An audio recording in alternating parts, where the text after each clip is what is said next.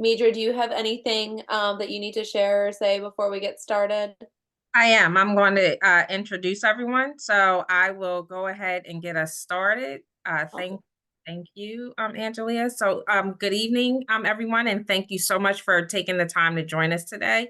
My name is Midra Surratt with Parent Information Center, and joining me is Mary Andrews, our project coordinator with the Parent Information Center as well. And we are thrilled to host this evening's training on SPEACS in partnership with the MTSS Technical Assistance Center. And this is brought to you by way of a partnership with between the Center for Disability Studies, the Delaware Department of Education, and Parent Information Center. So without further ado, I know there's a lot of content to cover. We want to make sure that there's ample time for questions and discussion. So I'm going to turn it over to Angelia. All right, thank you so much, Midra. So, hi everyone, my name is Angela. It says Kowalczyk on the screen, but Angela Welt. So I am one of the instructional coaches with the SPEACS project at the DEMTSSTA Center at the University of Delaware at the Center for Disability Studies. Tonight I have with me my coworker, Kim McGinley. She is also an instructional coach on the project as well. And then I also have Christy Fry. She's on here as well. She is one of the project managers, leaders for the DEMTSS Center. So before we get started, if you have any questions during the presentation, feel free to throw them in the chat. Feel free to take yourself off mute and ask. We have a really nice sized group, and we want to make this as interactive as possible, with discussion. So if you have any questions, please feel free to either put it in the chat. I've got the chat on one side of the screen, everyone else on the other. So I'm hoping I can try to manage both. But any questions, feel free to put it in the chat. So the Delaware at the MTSSTA Center, so we proudly serve as the Technical Assistance Center for the Delaware Department of Education. We are funded by them, and our TA Center provides professional learning and coaching to support the academic and non-academic development of all children. As I said earlier, we are housed within the Center for Disability Studies at the University of Delaware. So our objectives for tonight, we want our learners here to go away with the understanding of the purposes for AAC, different types of AAC, understand the importance of communication, and understand how you can support your child at home with some areas of communication and literacy. So once again, what is SPEACS? So Kim and I, we both work under the SPEACS project. We are housed in the DEMTSSTA Center at like I said, the University of Delaware. And what we do is we provide professional learning and coaching on literacy and communication strategies for complex communicators to teams of educators throughout the state. So we work in collaboration, and we are funded by the Delaware Department of Education. And then our goal for SPEACS is to empower educators to use literacy as a springboard to increase communication opportunities throughout the school day. So why is communication so important? So before I kind of dive into the content, I would love for either you to take yourself off mute or write in the chat, why is communication important? So I'm going to give you about a minute to kind of respond to that. Why is communication important?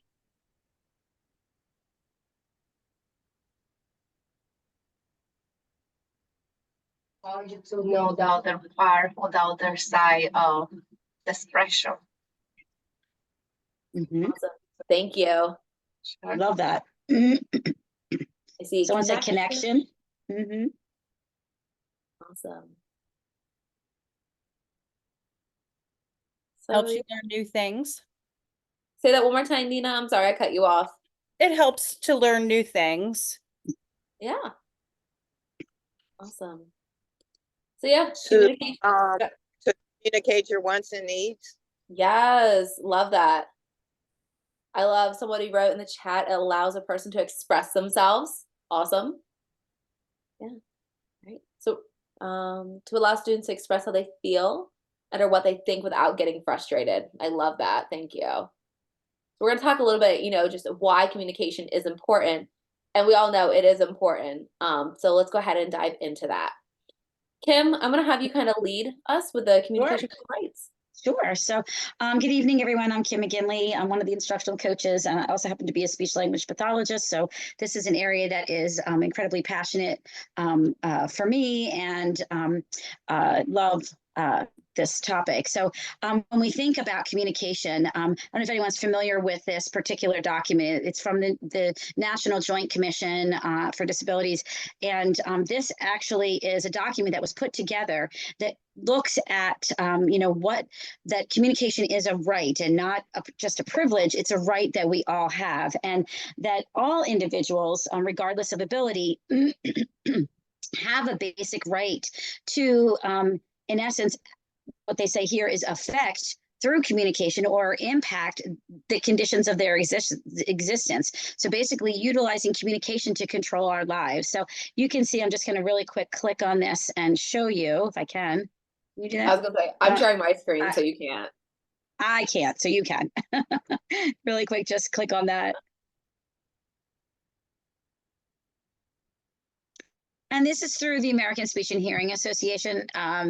This is has this available to them. If you just go on their website, you can, type in Communication Bill of Rights, and this will pop up. And obviously, we're not going to go through all of them, but really the idea is to recognize that all the different purposes of communication and why communication is so important. And you all were describing some excellent, providing some excellent descriptions of why communication is important. And some of the things that I think we don't always think about are things like we have the right to refuse, right? We have the right to communicate that we don't want something. We have a right to make choices and to share our opinions. And so, we really look at augmentative communication and working with and, supporting folks who with complex communication needs. We really look at supporting their communication through the context of all of these pieces, right? And all of these different purposes. So it's a wonderful document. I always encourage folks who are in the field to, download it, print it out, put it on the wall as a good reminder. And I know I'll send these slides to Midra, so you'll have access to all these links that are in the slideshow. So you'll probably have those by Midra probably by next week at the latest is my thought. But we'll get this sent out to you as well. Tomorrow. We'll make sure everyone has it tomorrow. Awesome. Tomorrow, Yep. even better. Thank you, Midra. You're welcome. So this is another resource as well that we wanted to share, the do's and don'ts of AAC terminology. So Assistiveware, who kind of runs Pro Loco To Go, pretty much over last year, they did a survey with people who use AAC about what terminology they preferred.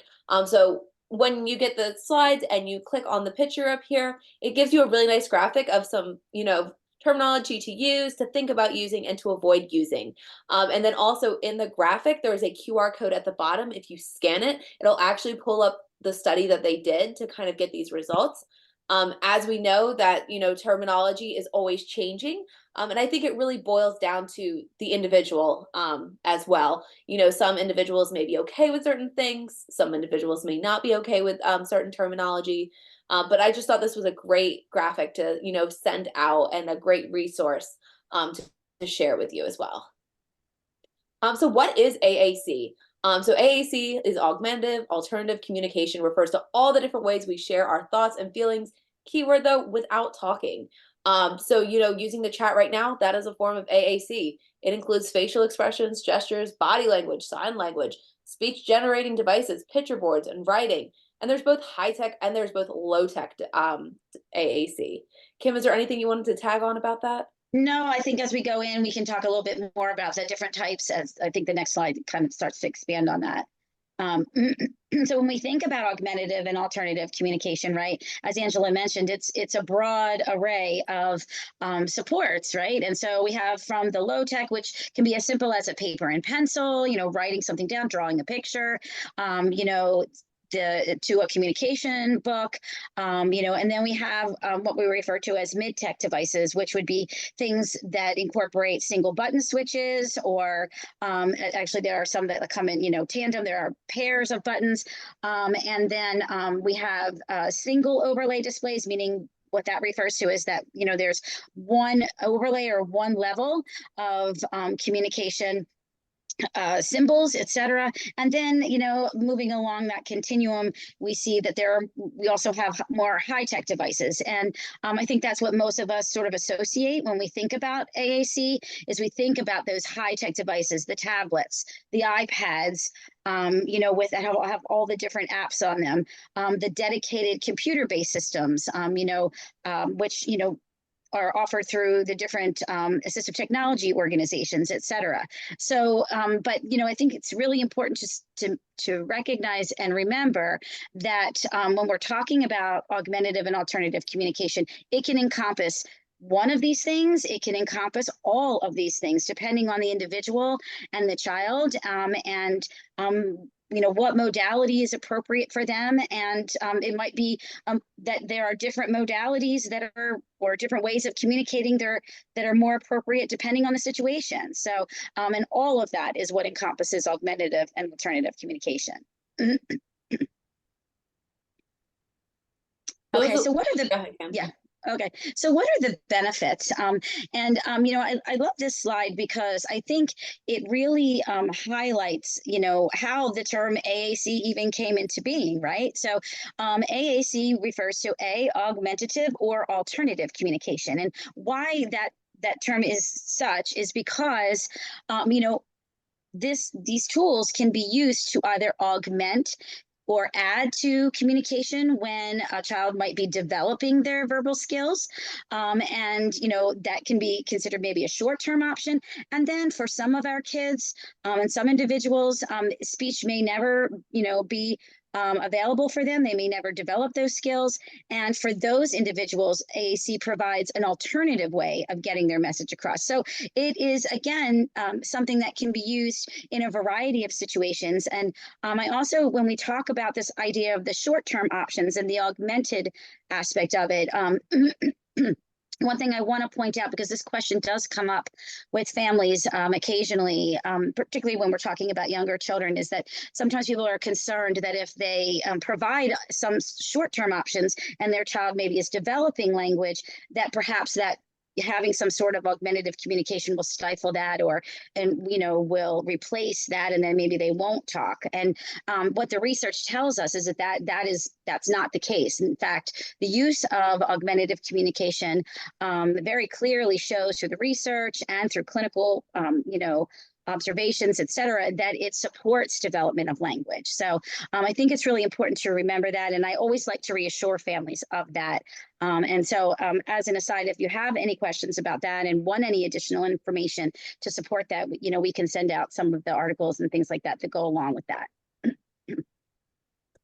So unfortunately, our representative from DATI was not able to be here tonight. So I'm going to do my best to explain what they do. I do not work in DATI, but I do collaborate with them here and there. So DATI stands for the Delaware Assistive Technology Initiative. Really quick in the chat, if you've heard of DATI before, can you just kind of put in the chat, just letting me know that you've heard of it? I'm just curious. And they do have a lot of interesting things that they do within their unit. So has anyone on here heard of DATI? All right, I see 2 people have.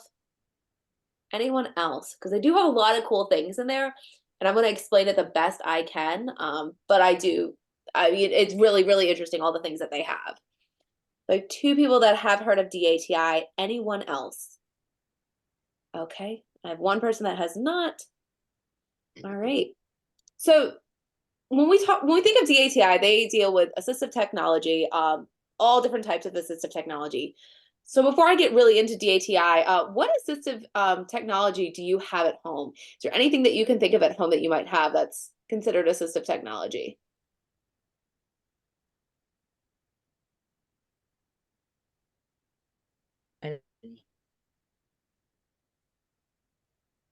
Our phones, our TVs, where you could put the words at the bottom. Yes. Anyone else?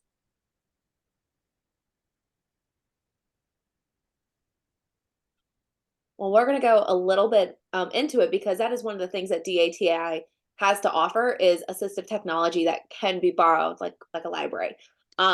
So DATI stands for Delaware Assistive Technology Initiative, and I know Meadra's going to send out the slides tomorrow. This QR code here will take you to their website and all their contact information and all of that. But they do lots of different things there.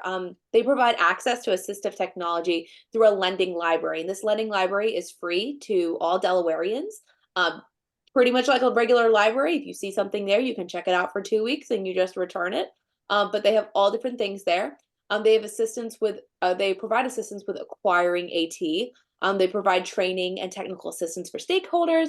They do service evaluations for a fee, and there's also 2 locations. There's one in Newark and there's one in Milford. So the Newark one is going to be on Wyoming Road, next to the college school and the UD Lab preschool, and the Milford one is in the old Milford Hospital. So they do have 2 locations in the state, and they have lots of different things that they have for loan there. All the things, including things for, home living. They have one machine that they just got in, but it's out on loan. It's kind of like a robot. It's called the Obi, and it's a feeding machine. So it has like a spoon on it and a tray, and pretty much it can be programmed to help feed someone who might not be able to feed themselves, and it just provides more independence. They have things all the way down to Alexas that can be loaned out. They have big playing cards for someone who might have a visual impairment. They have all different things that can be checked out to Delaware residents free of charge. So another thing that they have is called the AT Exchange. They have equipment giveaway program that provides used and sometimes new equipment. Devices from DATI's inventory can be listed by an outside party. It's kind of like, I think, almost an eBay, and they just kind of run the exchange, but people can exchange equipment on there. Sometimes people will list items for free. Sometimes they will offer them for sale.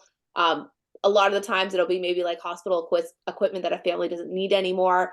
They've said before they've had vans that are accessible that people have they no longer need for whatever reason, and they'll put them up on the website. But that is something to definitely look into when it comes to assistive technology as well. Another program that they have, and I think it's still currently going on, they have a combating social isolation program. So with the pandemic, they were able to receive some funds, and pretty much they still have some of the items that they purchased with the funds kind of sitting around, and they want to be able to give them out to Delaware residents. So it's an equipment giveaway program. It's funded by the Developmental Disabilities Council. Before, though, someone who comes to try to get any of these items, an evaluation must be completed by an AT specialist or therapist. And they have some different devices that are available. I think there is some requirements with income. I'm not 100% sure though, but if this is something you're interested in, I definitely recommend you reach out to DATI. And so in the lending library, they have all different things. So one thing that they do have is AAC devices, or different systems that you can use. And Kim, I know you can talk on this as well, because I know you have things from there. So pretty much, you reach out to DATI and you say, hey, I want to try this device out, and they arrange for you to come pick it up. You have it for 2 weeks and you can try it out. I know with SPEACS, Kim and I, we've had teachers borrow it before, so that they can, either learn the device or use the device to model in the classroom. So that's another avenue as well. Kim, is there anything else you want to speak on about this? Sure, right. I've been fortunate enough to be able to use this lending library frequently. So not only do they have different levels of different types of augmentative communication systems, right? And this is just a smattering, but they have, as you can see, like those mid-tech systems where you have the switches, and there are also accompanying different like switch toys, that incorporate cause and effect, and there are also devices that range from that mid like single overlay like that Go Talk all the way up to the more dedicated systems like that Accent is a computer-based system. And what's really great about it is that if you are considering something like this for your child and you really want to know some of the practicalities of it, right? So like, how heavy is it? You know what I mean? Is it easily carried? What are the sizes? The lending library really has variations of all of these types of systems that different sizes and shapes. And also one of the things that I've always appreciated is that they will support you in kind of reviewing the equipment with you. Specialists will review the equipment with you and sort of guide you as you go along if you have questions. Awesome. Thank you, Kim. So that kind of covers it for DATI. Like I said, if you have questions, I recommend when you get the slides, scan that QR code that was on the beginning of the DATI section and reach out to them, because it is a really cool center. They have all different things. They have things from toys to daily living. And like I said, they even have the OB that, can help feed people. Yeah. So and one thing I think, just to kind of think about it, one area that I think one of the areas they do a really good job is really providing materials for those with visual impairments too. There's a lot of good equipment that helps to support folks with modified fonts, et cetera. So it really is all encompassing. It's Angela's talking about daily living kinds of activities, like activities of daily living, things for fine motor issues, and adaptive equipment that can be utilized. And I know myself, and I've worked with lots of families where where maybe someone suggests, you have a therapist that comes into your home and they're suggesting we need something to, let's say, an adapted spoon or something along those lines. And, rather than going out and purchasing, 5 or 6 different things, you can come try some things out. And then once you figure out what works best for your child, then go ahead and buy that. Unfortunately, the goal is to not have things sitting in your home, 10 different types of things sitting in your home. Yeah. Awesome. Thank you, Kim. So we're about to roll into our next section here, which is going to be about communicating with someone who uses AAC. So I'd like you to either take yourself off mute or put it in the chat. How do you communicate with someone who uses AAC?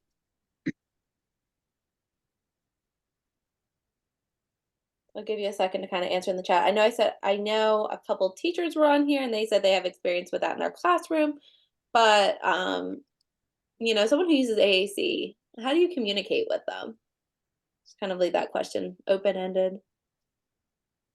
And you've probably using their electronics that they bring to school, or that's the only thing that I can think of. Yeah, like their devices and such. Mm-hmm. Awesome, thank you. Oh, sorry. No, you're good. Go for it, Nina. Yeah, so I will do that if we feel like the student's having a hard time maybe navigating. So we might go through ourselves and try to find the language that they might be looking for. Okay. And use it that way. It just depends on the kids sometimes if they're having a difficult time, but we might do that. But normally we just talk. My students in particular understand when we're just talking to them as we would with anybody. So I mean, that's what I'm currently doing. Awesome. Thank you for sharing. And I saw Nancy said by, learning the device as well. So we're going to talk, a little bit about some strategies. But I love all the responses that we've heard so far. So communication partner, Kim, I'm going to kind of let you take the lead on this. Totally. Absolutely. Well, that question sort of lends itself to what our roles are as communication partners, because all of us are communication partners for our kids, our students, and individuals who utilize AAC. So anyone who interacts with a person who uses AAC is a communication partner, right? Because think about it. What are all the different environments that we require our children to communicate in?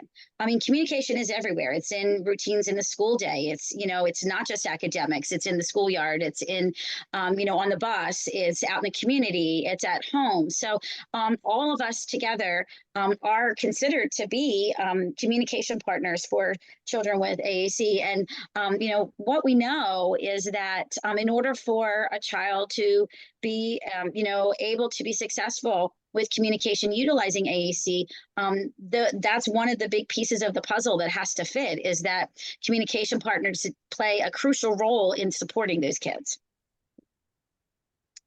Okay. So what is a communication partner really doing? And it was interesting. I think you were saying you talk to them, right? Nina was saying that, right? You were saying we talk to our kids, and that's really, when you think about our job, with our kids with AAC, it's the same as when we're trying to engage all of our kids. We try to get their attention. We're using I don't know if anybody can see me, but I'm Italian. I use lots of gestures. I use my hands. We all use our body language, right? And really one of the most key pieces is we want to match our students and help them to participate and interact with us. So kind of,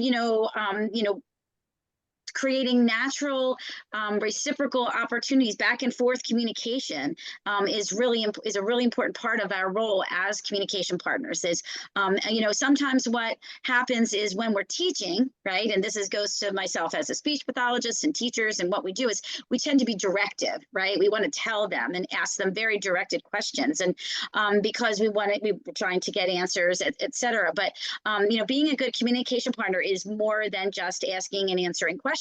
Right? It's participating in shared experiences, playing games, finding what's exciting and meaningful to them and allowing them to share that information with us. So go ahead. I was gonna say, I know someone took themselves off mute, and I'm sorry, I don't remember who it was. And in the chat, they mentioned the devices, and I think that's also, we'll go into modeling a little bit, but that's another opportunity for communication is, modeling on the device. And we'll talk about some low tech options too that you can model on, because by doing that, you're also teaching your student how to use the device as well at the same time. So, both of those answers are great. For sure. Do you want me to go? Go ahead. All right. So prompting hierarchy. So as we know, when we communicate with someone, anyone, we may not always get a response. For our students, our kiddos who use AAC, wait time is a very big thing. Pausing and just giving them that time to just not only think of their response, but also typing out the response on their device or looking for the images that they want to use to communicate with you. Kim and I were yesterday on a call with a AAC user, and she's an adult. And, that wait time was so important so that she could go through her device to find what she wanted to communicate with us. And as she was doing that, it was saying each individual word. And then at the end, when she was done, it said the whole sentence. So that wait time was so important so that she had the time to be able to respond to us. So as I said, a student, any student, you may not always get a response when you ask them a question, right? I mean, that happens all the time. But this is a prompting hierarchy that you can use for a student. I guess you could really use it with any student or a student who uses AAC. And the idea is you're starting with the least going up to the most. So, step one is, if you ask, your student a question, you just pause, just giving them that wait time so that they can think of the response and then they can find the response in their device. Typically a wait time can be anywhere from 15 to 30 seconds, right, Kim? So, yeah, I mean, I think realistically, 15 seconds is, if you really stop and pause for 15 seconds, that's not easy to do for a lot of us, right?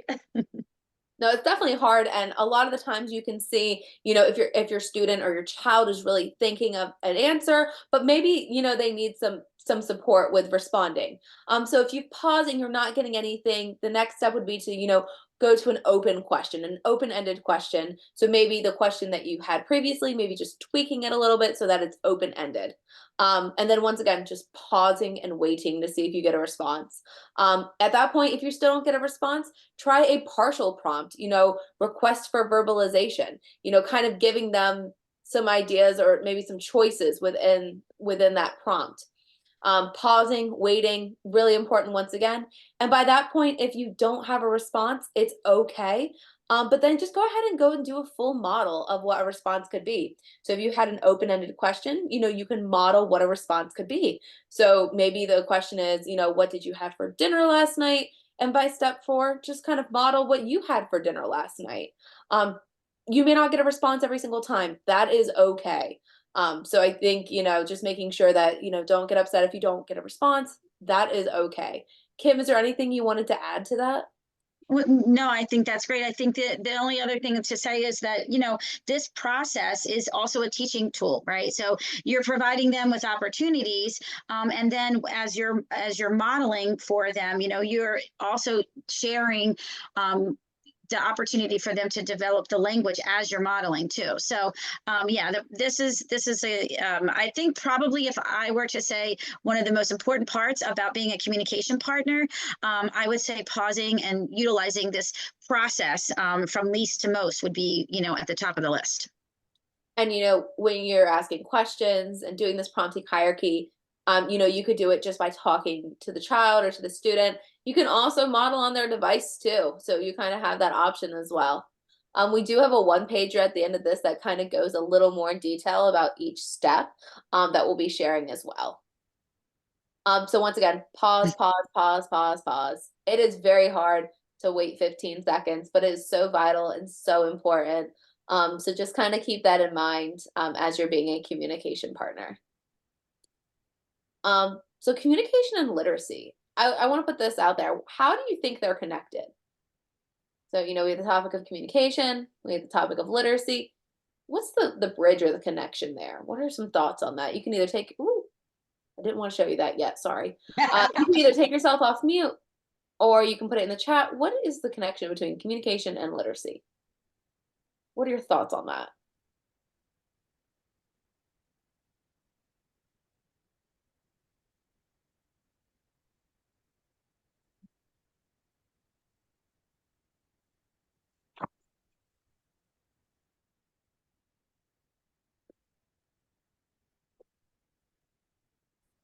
Thinking about, you know, communication, you're learning language, right? And how does language, oh man, there I go again with these keys. And think about, you know, language, how it links to reading. I love somebody put in the chat, you know, communication is the pathway to literacy. I love that. Anyone else have any thoughts on that?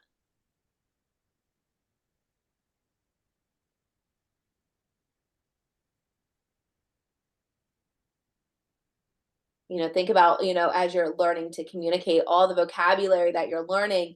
And then when you're reading or you're learning literacy at a young age, you already know a lot of those, you know, words from being able to communicate. Kim, is there anything you wanted to touch on with that? No, I think when we move to the next slide, I'd love to yeah. So oh, the more a person learns to use, yes, that is, yes. Yes. Awesome. That's Love it, Nancy. awesome, Nancy. Yeah. So that actually ties right into this idea, right? So typically when we think about language development and we think about read literacy development, it's sort of this hierarchical process, right? So, you know, when we were all learning, you know, when we were children and babies, you know, we learned, first we understood language, we were listening, and then we started speaking language, and then that kind of moves us into reading and spelling and writing. It's kind of like a house, right? You're building the house. For our folks who have complex communication needs, those pathways don't, you know, necessarily develop in the same way, right? And what we know and what we've learned is that reading, writing, speaking, and the development of augmentative communication actually develops concurrently, right, rather than sequentially. So, you know, I love this visual that just kind of shows you, you know, how as your AAC user is developing their ability to use their augmentative communication device, they're also simultaneously can be supporting their reading development and their receptive skills, their listening skills, and in turn their writing skills. What we've been finding and what we see, particularly, you know, we were just talking about this the other day through the project, that we are observing students who are, you know, phenomenal at things like decoding, right? And can really decode and can, you know, read fluidly. They're able now, they're learning to use that skill and are, you know, great spellers. They're using that skill to help support their understanding and development of communication with their AAC devices and in understanding and learning vocabulary. So, you know, we can build on those individual strengths that we all have. And what we know is that by working on these things concurrently, we're seeing greater success.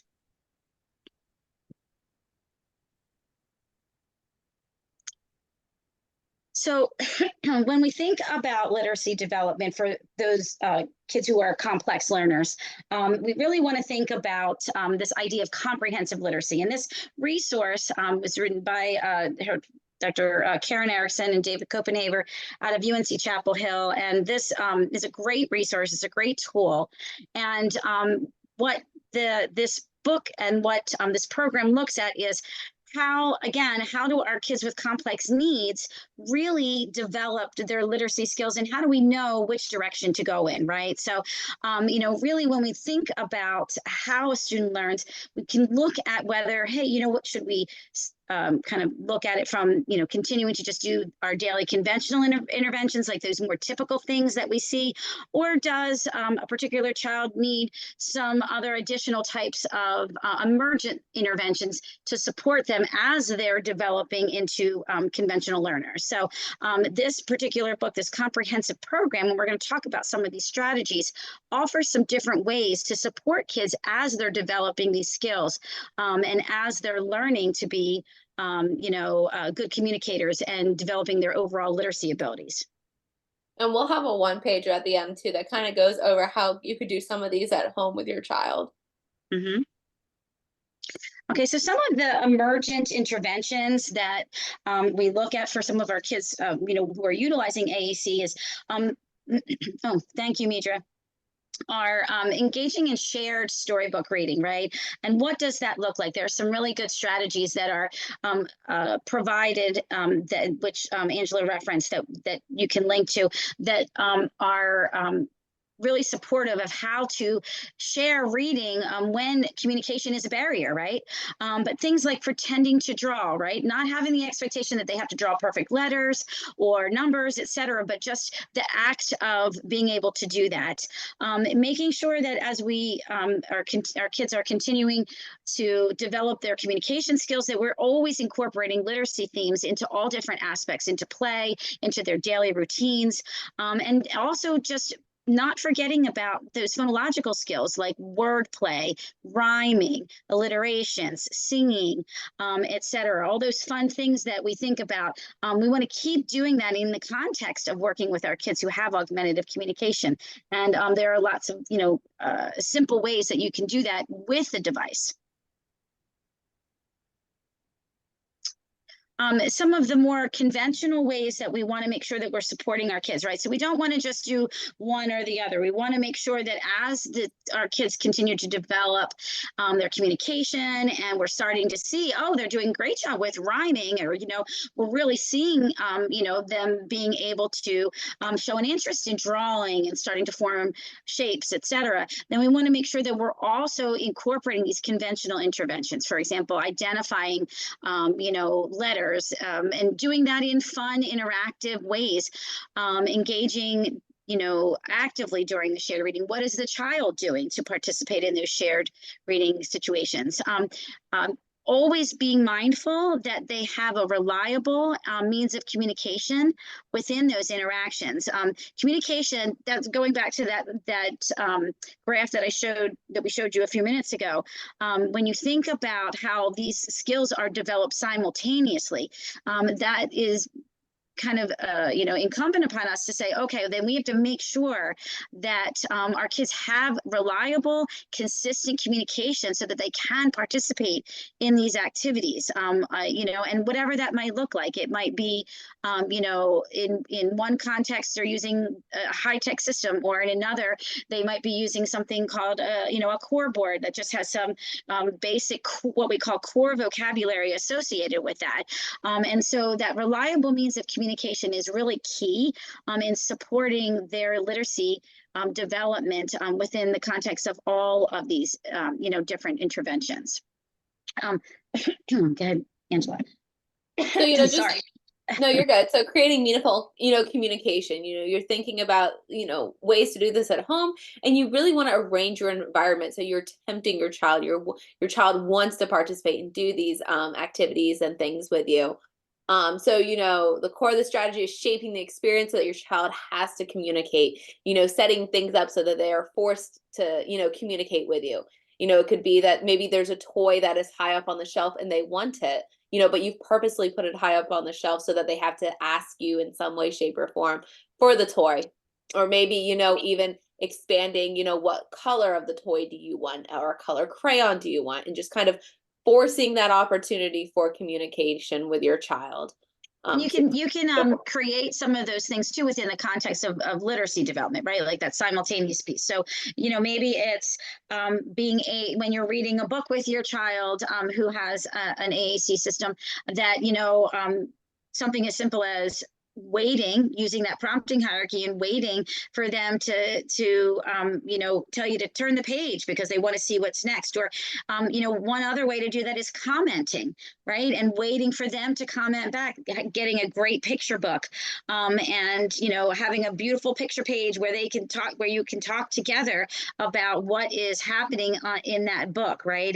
And just sort of shaping it so that they have an opportunity to communicate and want to communicate for you. So really thinking about those types of experiences. In terms of requesting, you know, that's where Angela was talking about sort of having that controlled access to some preferred items, you know, so you can create that teachable moments. For example, you know, if your child loves trains, you can have that available, they can see it, but, you know, what do they have to do to let you know, right? And that's I think a lot of us, you know, when we think about introducing augmentative communication, that's what we think about. We think about, oh, they have to request, we have to get what they need, because sometimes kids get frustrated. And so that requesting becomes really, really important, you know, but there can be creative ways to do that, right? You can ask for help, you can, you know, label the item and tell them you want it. You can have the child direct you, have your child direct you to what they should do with that particular item. So it can be, you know, controlling that access, but it can also be, you know, having them let you know what you should do with it. So being silly, outrageous, funny, you know, anything to create that interest and the meaningfulness of communication. And lastly, to try to build some of those longer utterances, right? You might want to think about this idea of intentionally misunderstanding. So for example, going back to the idea of the train, right? Your child might come up to you and, you know, use on their device, they train. Now, you as their parent, you know, right? You kind of know what that means. You know what it means. You know that they want that train. You know, they want you to get it for them. But trying to sort of pause and wait and, you know, just as this example describes, you know, just kind of saying, oh yeah, there's the train, acting like, I'm not sure what you want me to do with it. I wonder what you want me to do. And then they can expand their utterance. That helps them to expand what they say. So you can they can clarify the message for you, right? So if they were to say want train, then you've just helped them to expand their utterance and expand on their language understanding in that situation. So these are just some ideas, and they can all be shaped in the context of, you know, those literacy-based activities as well. Yeah, so one thing I'm thinking about too with commenting, if you want your child to kind of expand on their communication, you can just simply say, tell me more. And it kind of leaves it up to the child to determine how much more they want to tell you. But at least it opens that door without that requirement of a certain amount that they need to tell you.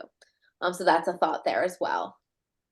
So some ways to support your child at home. So as we said, we have some one-pagers, and I know Mitra said she's going to send this out tomorrow. So one is about the prompting hierarchy, and one is kind of an overview, and I'm actually going to go ahead and share this really quick.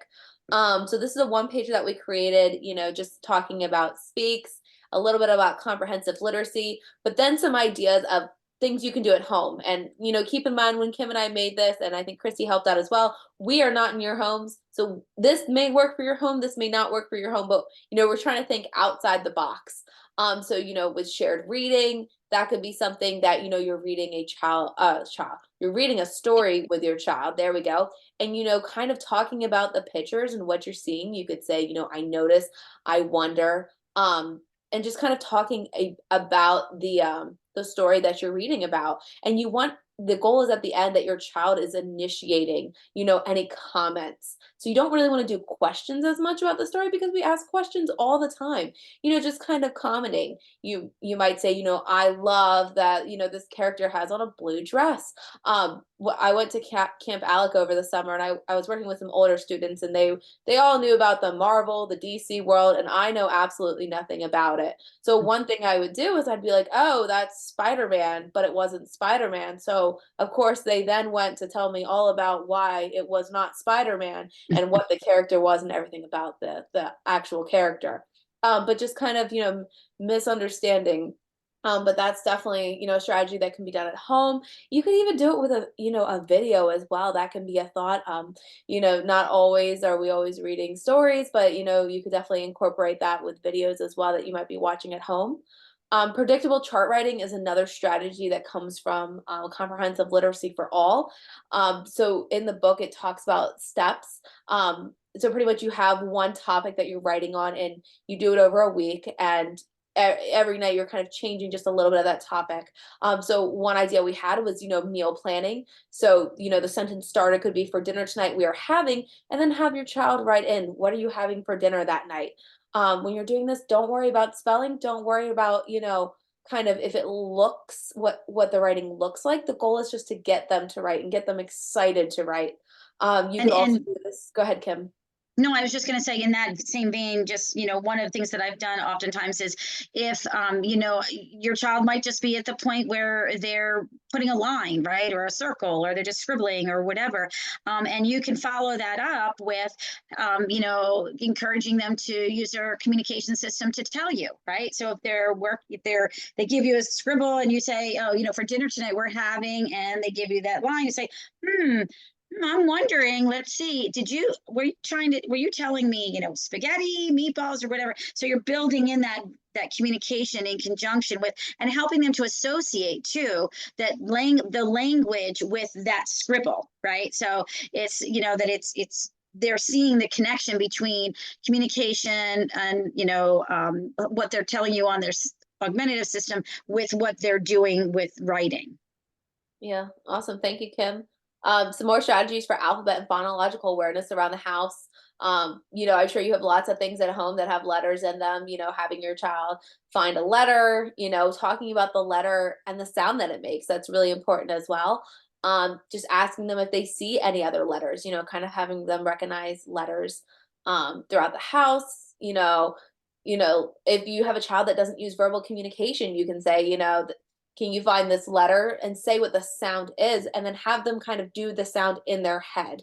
That can be an option as well. And then some conventional interventions that you could try at home, kind of some writing prompts. One thing I got to experience over the summer at Camp Alec is we had a picture on the screen, but it was blurred. So one of the writing prompts was just kind of, creating like a bulleted list of, what do you think that you see? So we had this visual in front of us. It was blurred. We didn't know exactly what it was. But, we had the students write what they thought that they saw. And then for some students to build on that, we had them write why did they, come on, restart. There we go. Why did they think that they saw whatever they saw? So it was a picture of, I want to say, Elsa. And one of the things that they thought they saw was, winter. They thought it was winter in the picture because it looked like snow on the ground. So having them build off that. And then once again, that tell me more.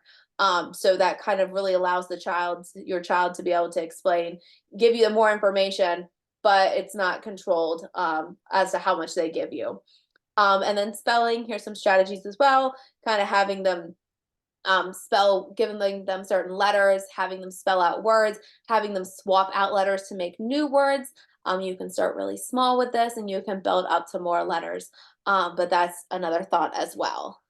One thing to add when we talk about the spelling and alphabet knowledge and things is use the routines of and use that. I think it was Nina, you were talking about trying to find some of the vocabulary on the augmentative communication device, and sometimes that can be challenging, but and it can be because sometimes these systems it's a learning curve, right? It takes time to learn them. It takes time to know where things are.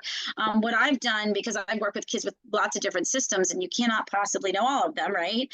And as teachers, I'm sure you know that when you have 3 kids who maybe are on 3 different, types of systems, is going, a lot of them have access to something called like a word finder, or where you can spell out the words to try to find it in the device. And I'll do that with the kids, right? So we'll do that together. And even if I'm just modeling that, oh, let's see, I can't remember, where is, spaghetti in here? I can't seem to find that word. And then we'll go, I can't remember where that is. We'll go in the word finder. And then even if I'm just, we're just modeling that word, they're seeing the spelling of the word, they're seeing the letters, and then the payoff is we find it and they see the picture if there's a picture associated with that too. So using that as a tool, as a way to support alphabet knowledge, and even phonologically, the letters typically will project out the sounds, obviously. So you're getting the phonological piece in conjunction with that can be really, really helpful. Mm-hmm. And then another resource we wanted to share with you. So Kim, I'm going to try to explain this because I think this is a really great resource. And it just this year just came out. So it's a literacy planner. So it came out by PCR Satillo. So what it does is it pretty much breaks up. Let me go to like one of the months so you can see it. So what it does is every single month it has there we go. It has a different story. It comes with the objectives. It comes with like core vocabulary, or I'm going to call them focus words. It has an activity to go with it. And these are things that you can do at home as well. So for example, for the month of January, and you can swap out books as well. But for their recommendation for the book is called Let's Play. They have core words or, words to focus on when reading the story. So feels, happy, make, play, sad. They have fringe words, which we didn't really get a chance to get into fringe words, but those are very, more specific words. So they have friends in school, and they also have a bonus skill as well. And they have objectives, and like I said, they have a game. So they give you materials that you'll need, but it breaks down like, how to read the story and then how to, kind of support your child and some areas to support your child. So they, talk about here, read the story and follow the CAR method, which would be commenting, asking, and responding. But it gives you different activities to do with your child to kind of build that communication and build literacy at the same time. Kim, is there anything else you wanted to go for? No, I mean, and I think, what I do think happens is in there, see how where it says CAR, if you go back up there, like it will link you to, I believe it's, if you get in it, it'll link you to that particular, I think it'll take you to, what that strategy is. Yeah, what the strategy. Okay. Oh, good. Yeah. I can't see, my eyes aren't as good as yours. I can't see that. But there we go. And the other thing, the only thing that I do sometimes is if, because there's always new stories, you don't want to have to always buy different books. A lot of these books are online, right? So that was, one nice thing from the pandemic is that a lot of people did like go onto like different websites, like Vooks is one, VOOKS, where they have the like read alouds of the stories. And so what I have found is a lot of the books that are in these literacy planners you may be able to access them just for free online and show it, do the story online if you don't want to go out and you're not sure your child would, necessarily really, you're not sure if they're going to like the story, etc. And kind of use that, use the video of it to trial it out first. So a lot of these books are pretty common, or books that you might find in that, as a resource. So Vooks is VOOKS. That's one. Oh, thank you, Midra. Yep. I was gonna say, I think depending on, where your child attends school, some districts have Sora as well, which is an online library, and they have different books on there, so they may have it on there as well. And then I know like the Delaware libraries, they've been really big on the ebooks. So that could be an option as well. If you hold a Delaware library card, you might be able to find it online or at your local library as well. But this was something that we just wanted to share with you. So they have a different, book and a different topic for every single month.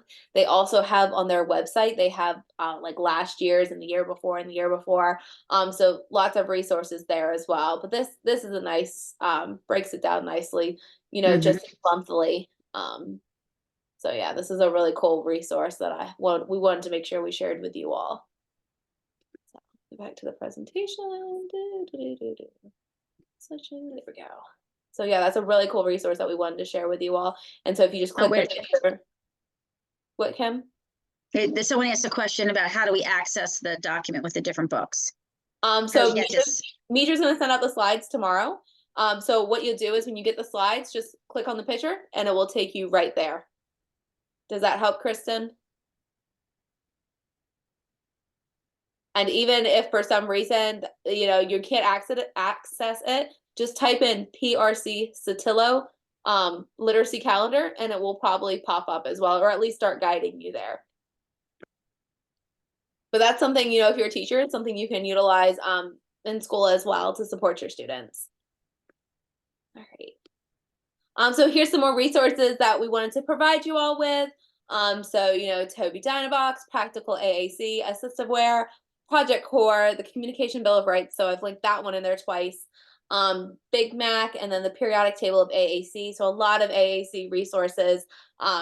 You know, just a lot of it is just, you know, kind of the basics of some of the devices, you know, like Tobii Dynavox, assistive wear. Tobii Dynavox is, yeah, that's like the company that, so it's just one thing too, if you go on some of these company websites like Tobii, assistive wear, they will kind of, a lot of times it's their equipment, but if you look under resources, sometimes they'll give you some really good free resources like articles or stuff you can do at home, et cetera, or they'll link you to other things. So, you know, make sure it's not just about the systems, but they have some really cool like freebies on there too. I'm gonna say, me personally, assistive wear, that is one of my favorites. It has really easy, quick blogs and articles that you can read. It has videos. It's very user friendly. So that one is run by Proloco to Go, which is a system, but I like assistive wear and all the blogs and everything they have. And I think they're Australian too. A lot of the videos, Yeah, they are. They are. They they'll have are. Yeah. Australian accents. Well, my favorite, I'm going to tell you, my favorite is Practical AAC. I love that. They give lots of really good like activities and like hands-on kinds of things. So we all have our favorites, right? So that's my favorite. So we have about 4 minutes left, and I want to open the floor up to any questions that anyone might have. If you don't have any questions, we would really appreciate if you could scan this QR code and just with your phone and take the survey. If you don't have your phone with you or you're unable to scan it, when Midra sends out the slides, we'd really, really appreciate it if you could take the survey.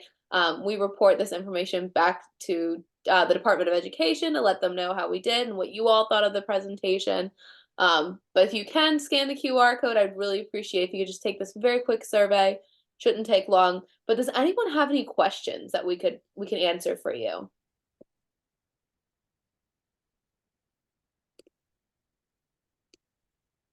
And then if you have no questions, I mean, Midra, do you have anything else? Just that there will be an additional survey. So you'll actually receive 2 following the presentation. And as Angela mentioned, you'll receive the presentation as well, will be sent to all the participants. I don't have any questions, and I don't see any questions in the chat, but Kim and Angela, thank you both so much for sharing this information. This is really helpful. I did include some of the links as you were talking in the chat, but as Angela mentioned, you can also access them through the presentation once that's sent to you as well. And as always, if you're like me and you just need some time to process the information or a question comes up later, you can always reach out to us and we can connect you to Angela and Kim as well if you have any follow-up questions. Awesome. Thank you for having us. Absolutely. Was everyone able to get the QR code? Because I was going to stop sharing my screen. Anyone need it a little longer? I'll give you about another minute and I'm going to stop sharing my screen. And I hope everyone has a great night. Thanks, everyone. Have a good night. Thank you. Thank you for having us. Thank you. Yeah, of course.